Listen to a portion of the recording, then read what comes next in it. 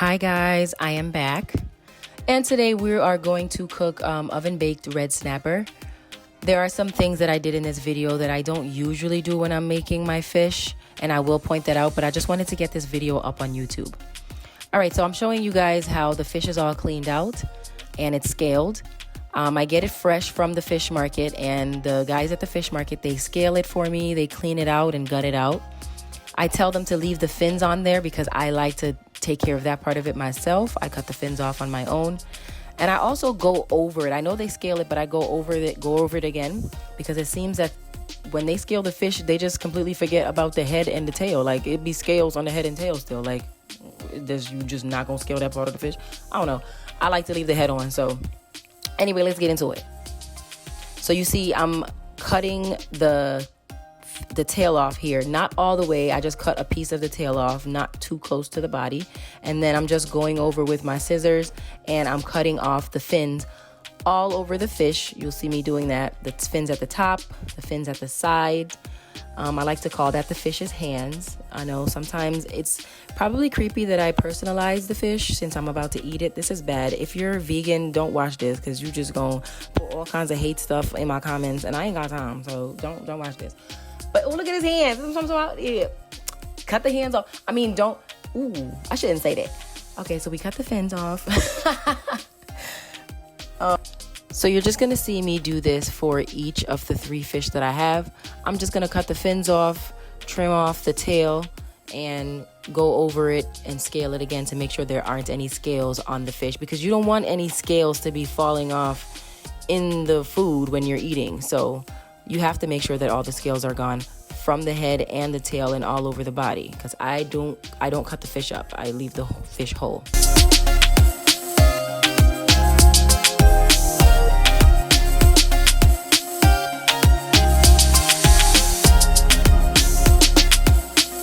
Okay, so this is the part where you see me go over the head of the fish and the tail to make sure that there aren't any scales. I have to get all the scales off, because as you can see, scales are coming off.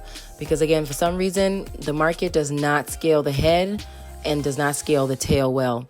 I'm assuming it's because they think that most people take the head off, but I don't. I'm Jamaican, and in our culture, we eat fish with the head on.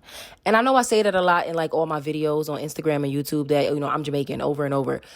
That's because I live in America, and a lot of the things that I'm doing is a part of Jamaican culture and may not be familiar to Americans. So I'm just pointing out that the reason why I'm doing this is because this is what we do in Jamaica. Like, I don't know, I'm a Jamaican YouTube chef. So what y'all want me to say? Okay, go ahead, watch the video. I'm gonna stop talking.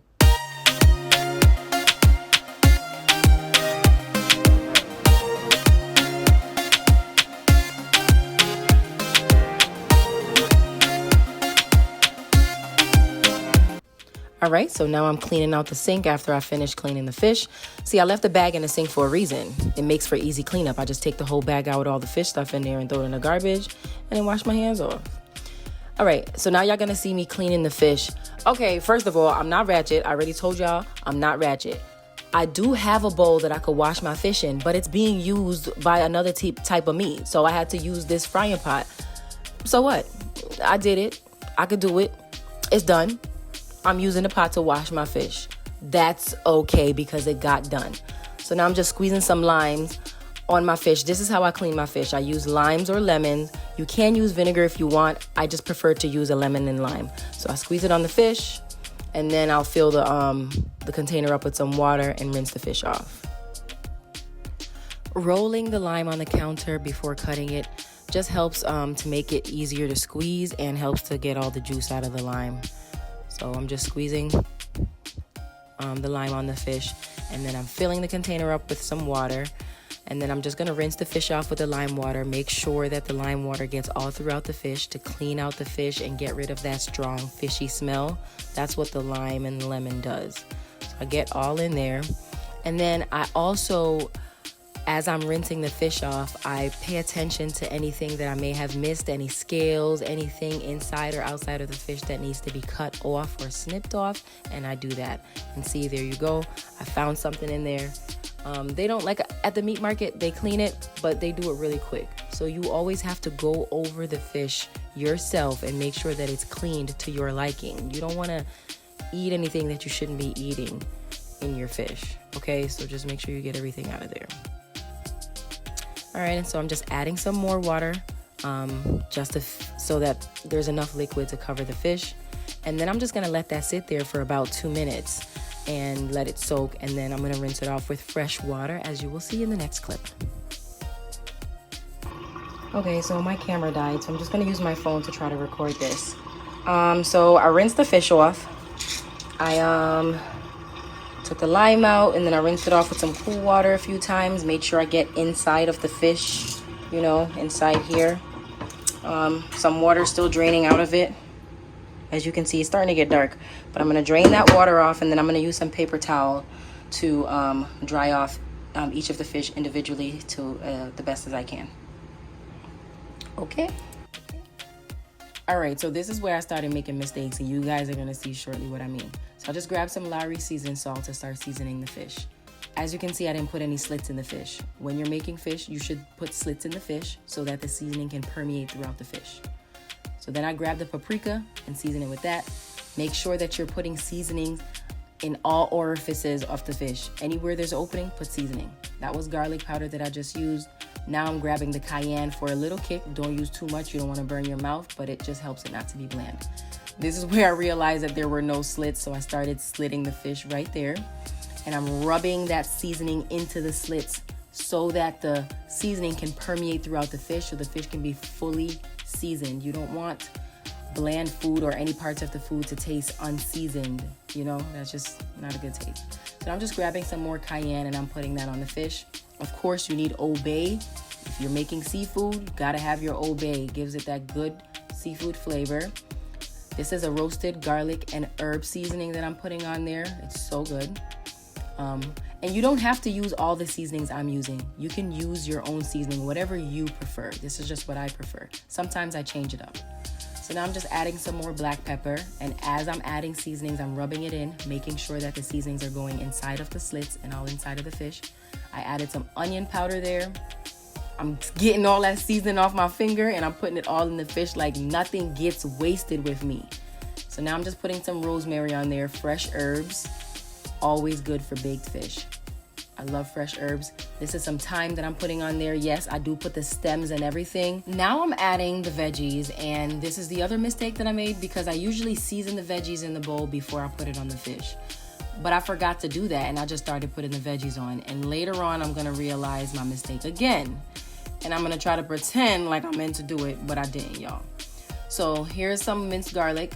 I'm gonna put this all over the fish. It's almost done, so I'm gonna use all of it. And I'm just putting, making sure that the minced garlic is going into the slits of the fish. And then whatever liquid is left in the jar, because it's the last bit of it, I'm just gonna pour it all over the fish, as you will see.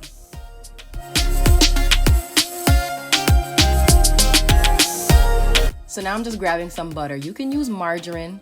I'm choosing to use this Country Crock today. I don't think I had margarine. So I just take it and I just put it in little drops all over the fish. This also gives it a nice buttery flavor.